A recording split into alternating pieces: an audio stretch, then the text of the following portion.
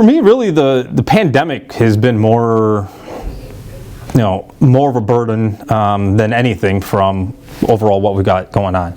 Jeffory Roe, owner and wealth advisor of JDR Wealth Management, says one of the main things COVID-19 changed was a practice they already had in place. The rest was just adjusting to the new norm. Really what it's done is just transition everybody to kind of virtual services or virtual aspects, but really I've had that set up for going on 4 years now because I have clients out of state around the nation. So we've been doing those same virtual services for clients out of state beforehand. It was just getting local people used to it. Absolutely. And people used to the technology. So for the most part, it wasn't too bad because we've always been paperless since I've started JDR Wealth Management. We utilize text messaging and some different other things that have been relatively new. But the biggest part was just the sheer number of hours and hand-holding, right, and the service and different things that were going on. So really the busy part was that March, April for me, and navigating that around and controlling clients' emotions and helping them out through all that uncertainty of what's going on. That's stepping in to do what he does best. I have a couple different areas. I have consulting work that I have planning side of things where we do just hourly or fee-based programs. So if somebody says, hey, I could be happy with whoever they're working with, but maybe I don't know, all my assets are in my employer. There's nothing you can manage for me. But I like to know what I need to do to retire. How much should I be saving? We work with a lot of people in that aspect, putting together full detailed financial plans, where they're at. Really what we've seen a lot of this year is clients who have assets all over the place, right? They've had 3 or 4 different jobs and they've left things scattered. Well, once something hits the fan, hey, we need to consolidate where we're at. And then on the other side, we have a lot of small business owners as well, where we help them navigate, business planning, employee benefits packages when it comes to 401ks and simple IRAs and whatnot. And that's really been the crux of it. So it's kind of, upper middle class, if you were to say where we're at, much of the demographics of where we live, and helping them navigate their financial life. So really what my advice is, and it kind of falls in within my value proposition. So my job working with anybody, if it's individuals or business owners, is to provide objective planning all the way through whatever the cycle is. It could be their personal life, it could be their business life. And everything that we do, we try to put together a rigorous, relentless discipline, because I can't predict the future, I can't do any of these other things, but we want to eliminate emotion. And I don't know if it's more of the clients that we work with or the way we've discussed that before.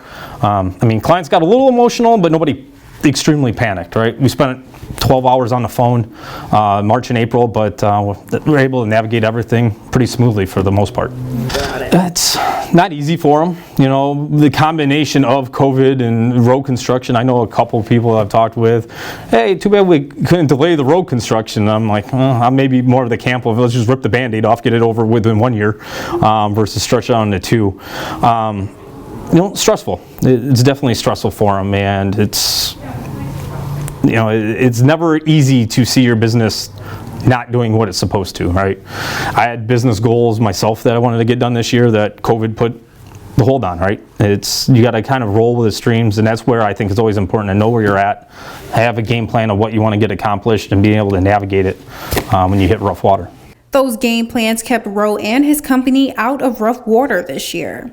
Actually, it's been a pretty good year. It was pretty rocky, like I said, March, April time frame, but that really led into the wave of, hey, I need to talk to somebody, or I need a second opinion. Knock on wood, we've done well from a client retention standpoint for myself, but I think that gets into the service model. We've been here for everybody. We've navigated everything. We've had technology that made everything a little bit easier to continue doing business with. Fortunately, everything's been okay there, and I feel pretty fortunate to say that with what other people are dealing with.